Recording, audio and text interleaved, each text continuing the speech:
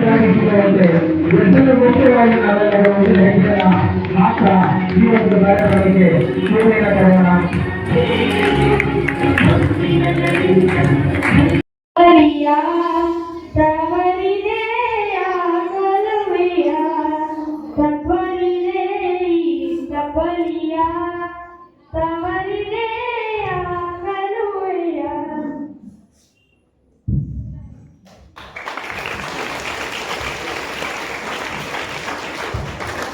ದಯವಿಟ್ಟು ಯಾರು ಮದ್ಯಪಾನ, ಧೂಮ್ರಪಾನ ಮತ್ತೆ ಡ್ರಗ್ಸ್ ತಗೊಳ್ಳೋದನ್ನ ನಿಷೇಧಿಸಿದೆ.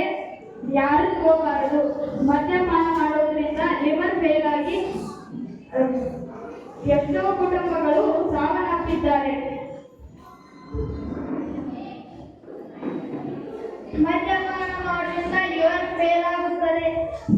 ಮದ್ಯಪಾನ ಮಾಡುವುದರಿಂದ ಸಂಸಾರ ಹಾಳಾಗುತ್ತದೆ.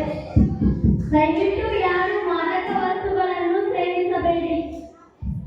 ಬಟ್ ನಾವೀಗ ಒಂದು ಆಕ್ಟಿವಿಟಿ ಅಂತ ಯಾರು ತಗೊಂಡು ಮಾಡಿಲ್ಲ. ನಿಜವಾಗ್ಲೂ ನಾವು ಈ ಒಂದು ಚಟುವಟಿಕೆ ಅಂತ ಯಾರು ಮಾಡಿಲ್ಲ. ಈಗ ಎಲ್ಲರೂ ಅಳವಡಿಸ್ಕೊಳ್ಳಿ ಅಂತ ನಾವು ಮಾಡಿದ್ದೀವಿ. ಹಾಗೆ ಮಾಡಿರೋದು ಇದು ಒಂಥರ ನಿಜಗಡೆನೂ ಆಗೈತಿ ಒಂದೊಂದು ಕುಟುಂಬದಾಗ. ಸೊ ದಯವಿಟ್ಟು ಯಾರು ಮದ್ಯಪಾನನ ಮಾಡಬಾರ್ದು. ಧೂಮಪಾನ ಸೇವನೆಯಿಂದ ವರ್ಷಕ್ಕೂ ಸುಮಾರು 50 ಲಕ್ಷ ಸಾವುಗಳಿಗೆ ಕಾರಣವಾಗಿದೆ. ತಂಬಾಕು ಸೇವನೆಯಿಂದ ಸ್ತ್ರೀಯರಲ್ಲಿ ಗಂಡತನಕ್ಕೆ ಮತ್ತು ಪುರುಷರಲ್ಲಿ ಪುರುಷತ್ವ ಹರಣಕ್ಕೆ ಕಾರಣವಾಗಬಹುದು. ವಿಶ್ವದಲ್ಲಿ ಚೀನಾ ಅತಿ ಹೆಚ್ಚು ಸೇರುವ ಜನಸಂಖ್ಯೆಯನ್ನು ಹೊಂದಿದ್ದರೆ ಭಾರತವು 2ನೇ ಸ್ಥಾನದಲ್ಲಿದೆ. ತಂಬಾಕು ಸೇವನೆ ಹೆಚ್ಚಾಗಿ ಯಕೃತ, ಹೃದಯ ಮತ್ತು ಶ್ವಾಸಕೋಶಗಳ ಬೀಳುವ ಪರಿಣಾಮ ಆಗುತ್ತದೆ. ನಮ್ಮ ಎಲ್ಲ ಯುವ ಜನರಲ್ಲಿ ನಮ್ಮ ವಿನಂತಿ ಏನೆಂದರೆ ನಾವೆಲ್ಲರೂ ತಂಬಾಕು ತಿನ್ನುವುದನ್ನು ಹಾಗೂ ಸಿಗರೇಟ್ ಸೇವನೆಯನ್ನು ತ್ಯಜಿಸೋಣ.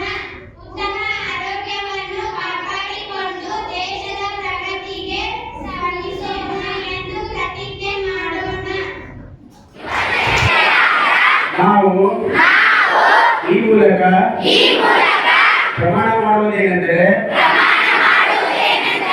ಮದ್ಯಪಾನ, ಧೂಮ್ರಪಾನ ಮತ್ತು ಮಾದಕ ದ್ರವ್ಯಗಳ ಸೇವನೆ